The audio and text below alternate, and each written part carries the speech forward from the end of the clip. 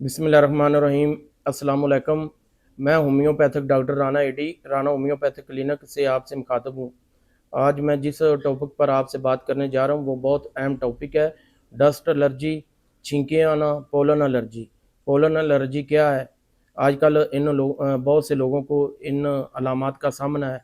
अगर आपको सुबह उठते ही छींकें आती हैं, या आपको गर्दो गुबार से एलर्जी हो जाती है, या आपको परफ्यूम से एलर्जी हो जाती है, या आप अपने कमरे में जाते हैं तो धूल मिट्टी की वजह से या कमरे की डस्ट की वजह से आपको एलर्जी हो जाती है, या घर में कोई झाड़ू देता है तो उस वजह से भी जो ज़रात हैं वो उन वजह से भी आपको एलर्जी हो जाती है। तो ये पोलन एलर्जी हो सकती है। ये वीडियो आपके लिए है, तो आप ये वीडियो मेरी एंड तक ज़रूर देखें। इंशाल्लाह मैं इसमें वजूहात भी बताऊंगा, पोलन एलर्जी की अलामात भी बताऊंगा, और इसका होम्योपैथिक मेडिसन से इलाज भी ज़रूर बताऊंगा। इसमें होम्योपैथिक में इलाज मौजूद है। अगर अलामात के मुताबिक आप मेडिसन यूज़ करेंगे तो इंशाल्लाह आप इन अलामात से काफ़ी रिलीफ मिलेगा और ये अलामात आपकी ख़त्म हो जाएंगी। तो चलते हैं जानने के लिए ये पोलन क्या है। ये पोलन दरख्तों और पौधों और ये फूलों के खासकर बारीक ज़रात हैं। ये पाउडर की शक्ल में हवा में उड़ते हैं, और कुछ लोगों का इम्यून सिस्टम कमज़ोर होता है, वो उनको एलर्जी हो जाती है। ये नाक के ज़रिए, आँख के ज़रिए हमारे जब इधर हलक में जाता है या आँख में जाता है तो इससे हमें एलर्जी हो जाती है। इससे क्या होता है, आँखें सुर्ख हो जाती हैं या छींकें बार बार आती हैं। इसकी वजूहात मैं अब आपको बताता हूँ। इन चीज़ों का बहुत ज़्यादा हाथ है, ख़ासकर डस्ट जो हवा में, और जंगली पौधे हो गए और फूल वगैरह, इनसे लोगों को बहुत ज़्यादा एलर्जी होती है। कुछ लोग तो कुदरती जिनका निज़ाम इम्यून सिस्टम काफ़ी बेहतर होता है तो उनको तो कुछ भी नहीं होता, लेकिन जिनका इम्यून सिस्टम कमज़ोर हो, जिनको विरासती तौर पर दमा या ऐसा मसला रहा हो, छाती का कोई भी, तो वो इसमें ज़्यादा मुतासर होते हैं। तो इसमें फूल और दरख्त और जो ऐसे दरख्त, घास घास के बारीक जो ज़रात हैं वो हमें तो नज़र नहीं आते, लेकिन जब वो सूरज निकलता है सुबह सुबह, या कमरे से बाहर रोशनी जा रही होती है तो उसमें वो नज़र आ सकते हैं। तो अगर ऐसी कंडीशन हो जाए तो फिर हम इसका होम्योपैथिक मेडिसिन से इलाज करेंगे। अब आते हैं इनकी अलामात की तरफ। अलामात: सुबह उठते ही 15 से 20 छींकें आना, नाक से पानी बहना, आंखों का सुर्ख हो जाना, कभी उनसे वैसे सादा पानी, कभी खराशदार पानी, ऐसे ही नाक से कभी खराशदार पानी, कभी वैसे पानी, और कभी नज़ला, कभी ज़ुकाम, कभी नाक बंद हो जाना, कभी गले में खराश का पैदा हो जाना। ये इसकी लामात हैं पोलन एलर्जी की। अब आते हैं इसका होम्योपैथिक इलाज की तरफ। मैं आज आपको वो मेडिसिन बताने जा रहा हूँ जो मेरे तजर्बे में है और मैंने लोगों को इस्तेमाल कराई है और इससे काफ़ी रिलीफ मिला है और रिज़ल्ट मिला है। तो इसमें तो बेशुमार मेडिसिन है, जितनी भी कह दें वो कम नहीं है, लेकिन मैं आज 5-6 मेडिसिन का जिक्र करूँगा पोलन एलर्जी में, जो बहुत ज़्यादा इस्तेमाल होती हैं और जो मेरे तजर्बे में है। मैंने तो अपने तजर्बे की बुनियाद पर ही बात करनी है, जो मेरे इल्म में है और जो मैं लोगों को, अपने मरीज़ों को दे रहा हूँ। इसमें हमारी सबसे पहली मेडिसिन बहुत अच्छी मेडिसिन है, इलम सीपा। इलम सीपा का मरीज़ के हाथ में रुमाल होगा तो ये रुमाल आपने ये नहीं समझना कि उसके हाथ में रुमाल होगा वो किसी को गिफ्ट करने जा रहा है। ये वाक़या मैं थोड़ा सा आपको बताने जा रहा हूँ, थोड़ा सा दिलचस्प वाक़या है। 98 की बात है, जब हम सेकंड ईयर के स्टूडेंट थे तो क्लासरूम में मेरी मैडम हमें लेक्चर दे रही थी। तो उस वक़्त मैडम ने ये कहा कि उसके हाथ में रुमाल होगा जो इसका मरीज़ होगा। तो मैंने थोड़ा सा तजब के साथ कहा कि मैडम वो गिफ्ट देने के लिए।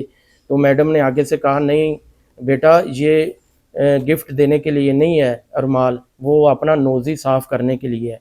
मरीज़ को इतना भी टाइम नहीं मिलता कि वो नीचे से या कोई चीज़ पकड़ कर टिशू वगैरह इस्तेमाल कर ले, तो नाक इतना ज़्यादा बहता है। अगर ऐसी कंडीशन है तो हम इलम सीपा 6C में इसके 5-5 कतरे इस्तेमाल करेंगे।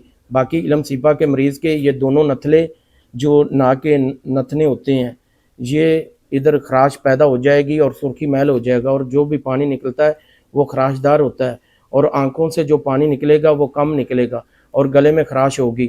अगर ऐसी कंडीशन है तो हम इलम सीपा 6 में इसके 5-5 कतरे सुबह दोपहर शाम इस्तेमाल करेंगे। उसके बाद हमारी बहुत अच्छी मेडिसिन है सबाडीला। सबाडीला धूल मिट्टी गर्दो गुबार से ये बहुत ज़्यादा इस्तेमाल होने वाली मेडिसन है। अगर किसी को ये मसला है धूल मिट्टी या फूलों से या दरख्तों से या घास से एलर्जी हो जाती है, तो ऐसी कंडीशन में हम सबाडीला 6 में इसके 5-5 कतरे सुबह दोपहर शाम इस्तेमाल करवाएंगे। सबाडीला के मरीज़ को बार बार छींकें, मुसलसल छींकें आती हैं, नाक और गले में खराश, पोलन से फौरी एलर्जी, गर्दो गुबार या पोलन जो भी डस्ट आती है उसको फ़ौरन एलर्जी हो जाती है। फूलों की खुशबू से ज़्यादा मसला होता है मरीज़ को, सबाडीले के मरीज़ को। अगर ऐसी कंडीशन है तो हम सबाडीला 6 में इसके 5-5 कतरे सुबह दोपहर शाम इस्तेमाल करेंगे। अगर मरीज़ ये कहे कि बस मुझे छींकें आ रही हैं, वो रुक नहीं रहीं, तो आप ज़रूर सबाडीला को याद रखें। सबाडीला 6 में इसके 5-5 कतरे सुबह दोपहर शाम इस्तेमाल करें। उसके बाद हमारी बहुत अच्छी मेडिसिन है पथोज़। पथोज़ उन मरीज़ों के लिए इस्तेमाल होती है जिनको परफ्यूम से, धूल मिट्टी से एलर्जी हो जाए और उनकी हिस्ट्री में, उनके ख़ानदान में ये दमे का मसला हो, और इसकी ख़ास अलामत ये भी है जो इसका मरीज़ होता है उसको साँस लेने में हल्की सी दुश्वारी होती है और उसका रुझान दमे की तरफ होता है। अगर ऐसी कंडीशन है तो हम पथोज़ 6 में इसके 5-5 कतरे सुबह दोपहर शाम इस्तेमाल करेंगे। पथोज़ उन मरीज़ों में बहुत ज़्यादा काम करती है जिनमें एलर्जी की अलामात के साथ-साथ साँस का भी मसला हो। अ, गले में खराश, साँस लेने में दुश्वारी, एलर्जी के साथ दमा, सीने में जकड़ाव, साँस लेने में घबराहट, अगर ऐसी कंडीशन है तो पथोज़ बहुत अच्छा काम करती है।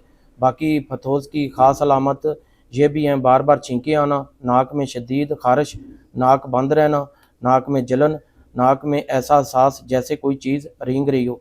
अगर ऐसी कंडीशन है तो हम पथोज़ 6 में इसके 5-5 कतरे सुबह दोपहर शाम इस्तेमाल करेंगे। बाकी पथोज़ की अलामात गर्मी से तकलीफ़ का बढ़ जाना, बंद कमरे में साँस लेना दुश्वार होता है, खुली हवा में कुछ बेहतरी होती है, पोलन सीज़न में अलामात बढ़ जाती हैं। अगर ऐसी कंडीशन है तो हम ये तो पथोज़ हम 6 में इसके 5-5 कतरे सुबह दोपहर शाम इस्तेमाल करेंगे। पथोज़ किन मरीज़ों में ज़्यादा अहम है और बहुत अच्छा काम करती है, जिनकी एलर्जी नाक से शुरू होकर सीने तक पहुँच जाए, जिन्हें घर के धूल या पोलन से शदीद एलर्जी हो, तो ऐसी कंडीशन में हम पथोज़ 6 में इसके 5-5 कतरे सुबह दोपहर शाम कुछ अरसे तक इस्तेमाल करेंगे तो हमें काफ़ी रिलीफ मिलेगा और इन अलामात से हमें निजात मिलेगी। बाद हमारी बहुत अच्छी मेडिसिन है आर्सेनिकम एल्बम। आर्सेनिकम एल्बम का मरीज़ जो होता है वो बहुत बेचैन होता है और उसको बुखार होता है, और उसकी ख़ास अलामत ये होती है कि बुखार के साथ उसको प्यास बहुत ज़्यादा लगती है और वो पानी पीना चाहता है लेकिन थोड़ा सा पानी पीता है, गिलास रख देता है, उसके बाद फिर गिलास उठाता है और पानी पीता है, थोड़ा सा पीता है।